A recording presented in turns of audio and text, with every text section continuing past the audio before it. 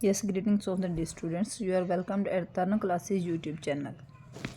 Today we are going to start fourth poem of 12th standard. According to new syllabus, it's third poem, and according to new old books, it's fourth poem. It's written by John Keats. In this poem, the poet want to describe a thing of beauty. Poem start करते हैं हम. A thing of beauty is a joy forever. Its loveliness increases. It will never pass into nothingness. यहाँ poet क्या कहना चाहता है? The poet want to say that beauty stays forever. जो सुंदरता है वो हमेशा हमेशा के लिए रहती है. It never fades away. और कभी भी कम नहीं होती है, बल्कि ये क्या करती है? इंक्रीज़ होती रहती है with the passing of time. जैसे जैसे टाइम बीतता जाता है ये इंक्रीज़ होती जाती है. ठीक है. और ये कभी भी पासिंग टाइम के साथ ऑफ नहीं होती है, जीरो नहीं होती है. बट ये क्या करती है? But it's loveliness increases more and more. और से और सुंदरता अच्छी लगने लगती जाती है और ज़्यादा अच्छी लगती है हमें. ठीक है. And but will keep a bower quite for us and a slip full of sweet dreams and health and quiet breathing. Therefore, on every morrow, we are raising a flowery band to bind us to the earth. पहले हम इसका breathing तब ही करते हैं. Full of sweet dreams and health and quiet breath. इसमें poet क्या कहता है? पोइट कहता है कि beauty is like a beautiful shady tree. Bower means होता है शेडी ट्री या उसकी छाया.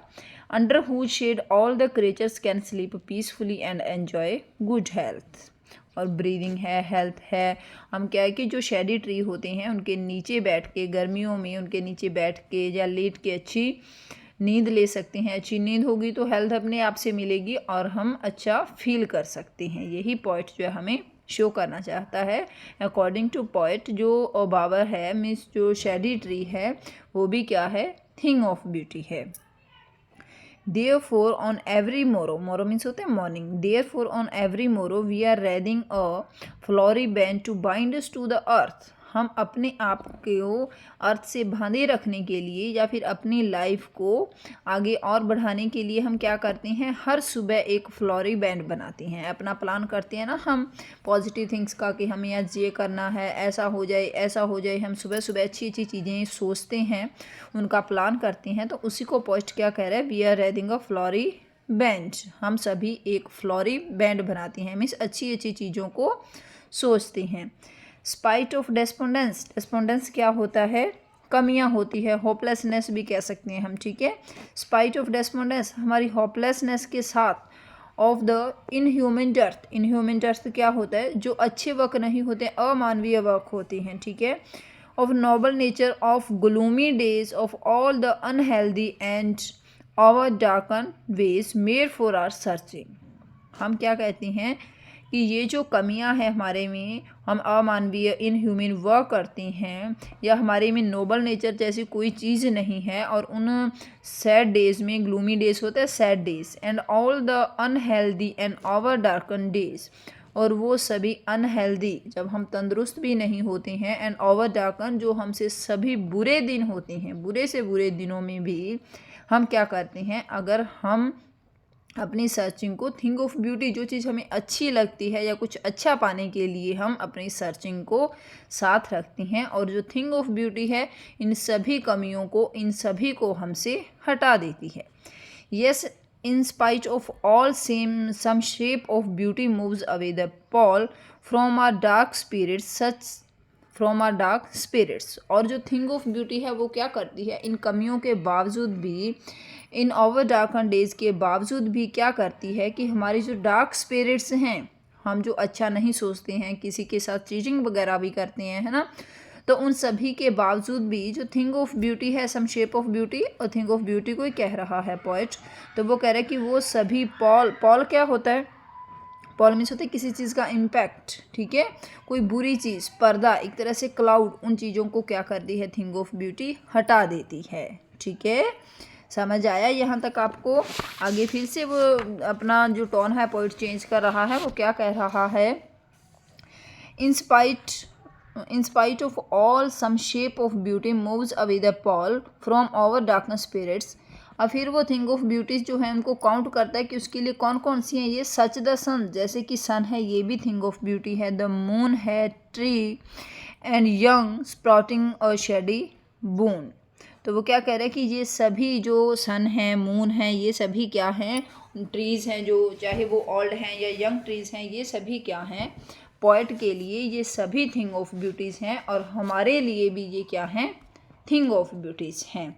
और ये सभी को एक जैसा फील करवाते हैं। जैसे जो मून है, सन है, जो अपनी रोशनी देते हैं या धूप देते हैं, पेड़ छाया देते हैं, ये सभी को क्या करते हैं, एक जैसी छाया वगैरह देती हैं।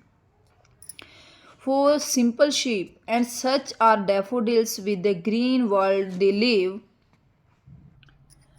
For simple sheep and such are daffodils with the green world they live in. तो यहाँ पोइट क्या कहना चाहता है कि अगर हमारी आंखें ब्यूटी को पहचानने वाली हों, अगर हम ब्यूटी को देखना चाहती हैं तो हम सिंपल शिप तक में भी ब्यूटी को पा सकते हैं। ऊपर पोइट ने बताया ना, द मून है, सन है, और जो ट्रीज़ हैं, ओल्ड है या यंग है, ये सभी क्या हैं, थिंग ऑफ ब्यूटी है। जो कि जैसे सन हमें एनर्जी देता है, मून हमें रोशनी देता है ना, पेड़ हमें छाया देती हैं। तो जो पर्सन उनको पहचानने वाला है ना, तो वो इनमें भी thing of beauty find out कर सकता है।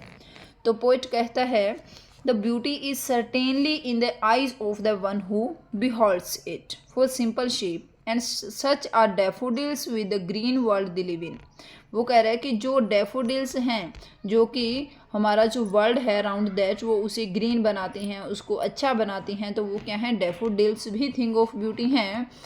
And clear reels that for themselves a cooling covert make against the hot session। तो वो कह रहे जो क्लियर रील्स मीन्स होता है वाटरफॉल्स, झरने, जो झरने हैं वो भी थिंग ऑफ ब्यूटी है। कैसे? क्योंकि वो भी हॉट सीजन में हमें क्या करते हैं, कूलिंग प्रदान करते हैं, ठंडा पानी देते हैं, तो वो क्या है, वो भी थिंग ऑफ ब्यूटी है। The mid forest brake rich with a sprinkling of fair musk rose blooms. तो वो क्या करता है, जो गुलाब का फूल है, मस्क रोज है, वो भी फॉरेस्ट के अंदर क्या करता है, थिंग ऑफ ब्यूटी का वर्क करता है। क्योंकि फॉरेस्ट में वो खिला हुआ काफ़ी अच्छा लगता है, किसी की आइज़ को वो सेटिस्फैक्शन, कंटेंटमेंट प्रदान करता है, तो वो क्या है, वो भी थिंग ऑफ ब्यूटी है। मीन्स हमारी जो थिंकिंग है उसको हम किस वजह से किसी चीज़ को देख रहे हैं और कैसी थिंकिंग उसके लिए रख रहे हैं, ये क्या है, ये हमारी सोच पे डिपेंड करता है। और पॉइंट कहता है कि हर छोटी से छोटी चीज़ को अगर हम पहचाने तो वो थिंग ऑफ ब्यूटी हो सकती है। And such too is the grandeur of the dooms we have imagine for the mighty dead. और वो पोइट क्या कह रहा है, ये दो लाइन्स जो है ना, ये मोस्ट इंपॉर्टेंट है, इनको अंडरलाइन कर लीजिएगा अपनी बुक में। पोइट यहाँ क्या कह रहा है, and such too is the grandeur of the dooms we have imagine for the mighty dead. वो कह रहा है यहाँ जो ब्रेव पर्सन है ना, सोल्जर्स हैं जिन्होंने अपनी लाइफ को सेक्रीफाइस कर दिया अपने देश के लिए, उनकी प्रेज के लिए भी यहाँ पोइट ने लिखा है कि जो वो शहीद हो जाती हैं, अपनी लाइफ को सेक्रीफाइस कर देते हैं, वो भी क्या है, थिंग ऑफ ब्यूटी है। ग्रैंडियर ऑफ द डूम से देखो दो अपोजिट आइडियाज़ आए हैं। डूम किसको बोलते हैं, क़यामत का दिन, है ना, और ग्रैंडियर क्या होती है, सुंदरता, उनकी ब्यूटी। तो ये दोनों अपोजिट आइडियाज़ आए हैं। तो यहाँ कौन सा जो फिगर ऑफ स्पीच यूज़ हुआ है, यहाँ लिटरेरी डिवाइस यूज़ हुआ है, एंटीथेसिस। ठीक है, दोनों अपोजिट आइडियाज़ हैं तो antithesis. We have imagine for the mighty dead. और हम किसकी कल्पना करते हैं, किस चीज़ की इमेजिनेशन करते हैं, माइटी डेड। कौन सी पावरफुल डेड की बात कर रहे हैं हम यहाँ पे, जो सोल्जर्स हमारे देश के लिए जिन्होंने अपने आप को सेक्रीफाइस किया है। अब देखो माइटी डेड, दोनों वर्ड्स एक दूसरे के जस्ट अपोजिट हैं। तो दो वर्ड, जो माइटी है वो डेड नहीं हो सकता और जो डेड है वो माइटी नहीं हो सकता, है ना, शक्तिशाली नहीं हो सकता। तो दोनों वर्ड्स एक दूसरे के जस्ट अपोजिट हैं। जहाँ दो वर्ड्स जस्ट अपोजिट होते हैं तो वहाँ होता है ऑक्सीमोरन। ठीक है, जो पोएटिक डिवाइस है, फिगर ऑफ स्पीच कहते हैं जिसको हम। और जो ग्रैंडर ऑफ द डूम्स है, इसमें दो अपोजिट आइडियाज़ हैं, तो यहाँ एंटीथेसिस है। All lovely tales that we have heard or read. हम वो कह रहे हैं कि जो कहानियाँ हैं जो हमने सुनी और जो हमें बहुत अच्छी लगी, वो भी क्या हैं, थिंग ऑफ ब्यूटी हैं। और लास्ट में ये टू लाइन्स फिर से बहुत इंपॉर्टेंट हैं। यहाँ पोइट क्या कहना चाहता है, इन सभी का कंपैरिजन करता है वो, an endless fountain of immortal drink pouring unto us from the heaven's brink. वो कह रहा है कि ये जो सभी थिंग ऑफ ब्यूटीज़ हैं, इनको पोइट क्या कह रहा है कि ये हमारे सभी के लिए इमॉर्टल ड्रिंक की तरह, ये हेवंस ब्रिंक, आसमान से, स्वर्ग से ये हमें कैसे मिल रहा है, जो स्वर्ग से हमें एक इमॉर्टल ड्रिंक की तरह हम पे इसकी ब्लेसिंग हो रही है, हम पे ये पॉरिंग हो रहा है। ठीक है, इसको बहुत अच्छी तरह से आप लोगों को समझ लेना है। तो जो ब्यूटीफुल थिंग्स है, यहाँ पोइट बताना चाहता है कि जो ब्यूटीफुल थिंग्स है वो resemblance to the fountain of the immortality bestowed upon us by God, कि भगवान ने हमें कितनी सारी सुंदर चीज़ें दी हैं, ये हमारे लिए एक इमॉर्टल ड्रिंक की तरह है, एक अमृत की तरह है, जो गॉड यानी कि स्वर्ग से गॉड हमें दे रही हैं। और ये क्या है, पोइट फिर से ये कहता है कि they are like nectar given by God to us, ये हमारे लिए नेक्टर की तरह है, मीठे रस की तरह है, जो कि भगवान हमें दे रही हैं। ठीक है, और जो थिंग्स ऑफ ब्यूटी है वो हमें क्या करती है, they make life worth living, वो हमारी ज़िंदगी को रहने के लायक बनाती है, and also help us in maintaining our faith in goodness. Life without these beautiful things would certainly became very hard, है ना। ये हम अपनी प्रैक्टिकल लाइफ में देख सकते हैं कि जो लाइफ है वो बहुत ही हार्ड होता है, किसके बिना, ब्यूटीफुल थिंग्स के बिना। ऐसा नहीं, ब्यूटीफुल थिंग्स का मीनिंग ये नहीं है कि फिजिकल ब्यूटी, नहीं, फिजिकल ब्यूटी की बात नहीं हो रही है, यहाँ बात हो रही है इंटरनल ब्यूटी की। अब देखिए, हम इसमें जो पोएटिक डिवाइस वगैरह यूज़ हुए हैं उनके बारे में अब मैं आपको बता देती हूँ। ठीक है, देखिए, फर्स्ट है, a thing of beauty is a joy forever, its loveliness increases, it will never pass into nothingness but will keep a bower quiet for us. यहाँ बावर से कंपैरिजन किया गया है थिंग ऑफ ब्यूटी का, तो बावर में क्या use हुआ है, यहाँ क्या यूज़ हुआ है, मेटाफर। ठीक है, यहाँ मेटाफर यूज़ हुआ है, फ्लोरी बैंड में भी मेटाफर यूज़ हुआ है। ठीक है, और नीचे दोनों मैंने आपको बता ही दिए थे। ठीक है, और इसके अलावा इसमें और मुझे कोई नहीं, हाँ ये देखिए, बैंड टू बाइंड, दोनों वर्ड्स जो हैं वो बैंड बाइंड बीच की साउंड से स्टार्ट हो रही हैं दोनों वर्ड्स, तो यहाँ क्या है, एलिट्रेशन है बैंड टू बाइंड में। इसकी राइमिंग स्कीम देख लीजिएगा, फर्स्ट लाइन का लास्ट वर्ड है फॉर एवर और सेकेंड है never. Ever never same sound है, तो हम दोनों को ए साउंड देंगे, ए। थर्ड लाइन है कीप, फोर्थ है स्लीप, दोनों का बना बी। नेक्स्ट लाइन है ब्रीदिंग और रीडिंग, तो इन दोनों का क्या हुआ, सी। नेक्स्ट है अर्थ और डर्थ, तो इनका हुआ डी। नेक्स्ट है डेज एंड वेज, इनका हुआ ई। और फिर है ऑल एंड पॉल, एफ। ठीक है, मून और बून, जी। अब देखिए, इस पैसेज की साउंड हुई है, ये कितने हो गए, 2 4 6 8 10 12 और 14। और 14 लाइंस का फर्स्ट पैसेज है जो 14 लाइंस का है ना। और दोनों की साउंड क्या बन रही है, 2 लाइंस की साउंड सेम है, जैसे दोहा होता है ना, तो ये कपलेट की तरह वर्क कर रहा है। फर्स्ट लाइन है for ever, second never, for ever और नेवर दोनों की राइमिंग सेम है, ए। नेक्स्ट की बी। 2 लाइंस की साउंड सेम है, इसमें राइमिंग जो है वो सेम है ना, 2 लाइंस की, तो इनको हम बोलते हैं कपलेट। इसमें 14 लाइंस है, फर्स्ट जो इसका स्टैंजा है वो 14 लाइंस का है, और 14 लाइंस के स्टैंजा को हम क्या बोलते हैं, सोनेट, SONNET, सोनेट बोलते हैं। इसमें जो 14 लाइंस है, 14 लाइंस में 7 कपलेट्स हैं, कपलेट्स में 2 लाइंस का स्टैंजा। ठीक है, 7 कपलेट्स हैं और 14 लाइंस हैं। ठीक है, अब नेक्स्ट स्टैंजा देखिए इसका, daffodils rills make brake, blooms dooms, dead read, drink brink, है ना। तो हम सेकंड जो स्टैंजा है इसकी राइमिंग देखिए, डैफोडिल्स रील्स ए। फिर क्या है, make break, B. Blooms dooms, C. Dead red, D. Drink brink, E.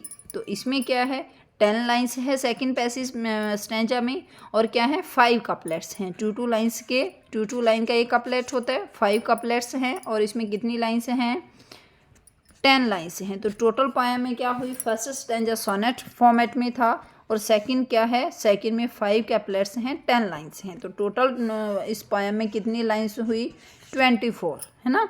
तो 24 लाइंस की कितने कपलेट बने, 12। तो पूछने वाला जो एग्जामिनर है आपसे किसी भी तरह से पूछ सकता है कि इसमें कितने कपलेट्स हैं, ये भी आपसे पूछा जा सकता है कि इस पोएम में कितने कपलेट्स हैं या कितनी लाइंस हैं, ठीक है। तो आपको दोनों चीज़ ध्यान में रखनी है। इसकी राइमिंग क्या है, A B B C C D D E E F F, ऐसे आपको इसकी राइमिंग बता देनी है। जो भी लाइंस 3 लाइंस 4 लाइंस, 3 तो पूछेगा ही नहीं, 2 4 6 8 या फिर 10 लाइंस आपसे पूछी जा सकती हैं, ठीक है।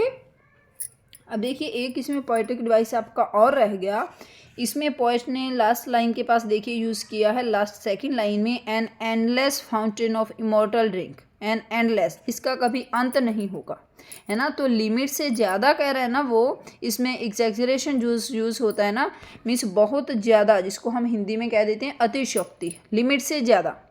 तो इसको क्या होता है, कौन सा पोएटिक डिवाइस यूज़ होता है वहाँ, जहाँ हम लिमिट से ज़्यादा किसी की या तो प्रेज कर देते हैं या किसी को क्रिटिसाइज कर देते हैं, तो वहाँ क्या यूज़ होता है, हाइपरबोली, हाइपरबोली, ठीक है, HYPERBOLE, हाइपरबोली। क्लियर। अगर अभी भी आप लोगों को कोई डाउट है तो आप लोग कमेंट बॉक्स में कमेंट करके पूछ सकते हो, ठीक है। इस वीडियो को शेयर भी करना है और लाइक भी करना है। Thank you and have a nice day.